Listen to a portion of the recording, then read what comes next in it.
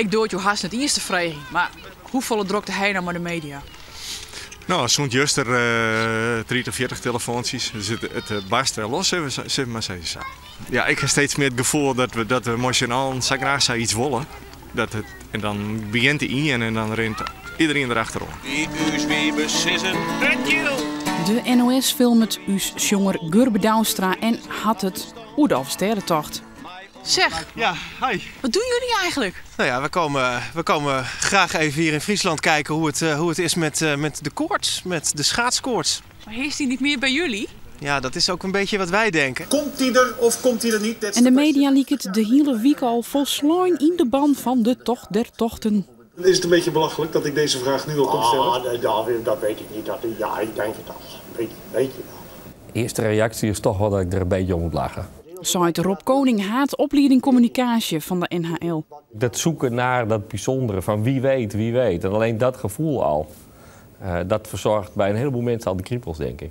En is dat Boeten-Friesland dan oors, de media Boeten-Friesland, door dat dan oors als hier? Ja, kijk, mensen in Friesland zijn natuurlijk van zichzelf al veel nuchterder dan in de rest van het land. Dat is bekend. Ik denk ook mensen in Friesland iets meer weten van wat er voor nodig is om het te laten gebeuren. En dat ze dan ook eigenlijk wel weten van nou, eerst maar een dag of 10 een stevige vorst en dan beginnen we er wel eens over te praten. In de tijd van Henk Kroes wie het trouwens net oorzer. Ik wil weer minder media. Alleen ik kan u de datum nog niet noemen. En spaart u mij alsjeblieft ook met die vraag. Als je in Holland voor het eerst de Rutenvagen hebt, dan bel je ze alweer. En ja, dat weer die tijd ik. Alleen ik denk dat het groot verschil is dat het nou bijgelijk zeker in die praatprogramma's komt. En ik zie de wereld eruit door, nou 3 jaar achter maar het gaat nergens over. Oorverschil is dat Henk Kroes hem vaak verdedigen moest in de parsen. Ik weet nog wel, de Heinze Bakker wil eens een keer bellen. Hij van help u alsjeblieft.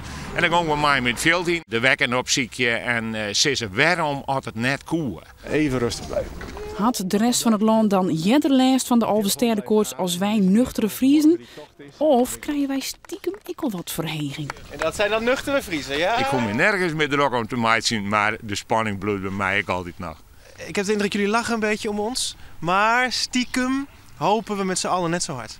Ja, wij worden pas echt heel gek als er echt een kans op een tocht is. Ontwaasje horen we frost. Dus is de vraag van dit moment, wat docht het waar? Nou waas die. Ik denk dat de winter gewoon blijft, dat we de licht ontmatige frost horen. Dat is net heel genoeg, maar de winter gaat nog net voort.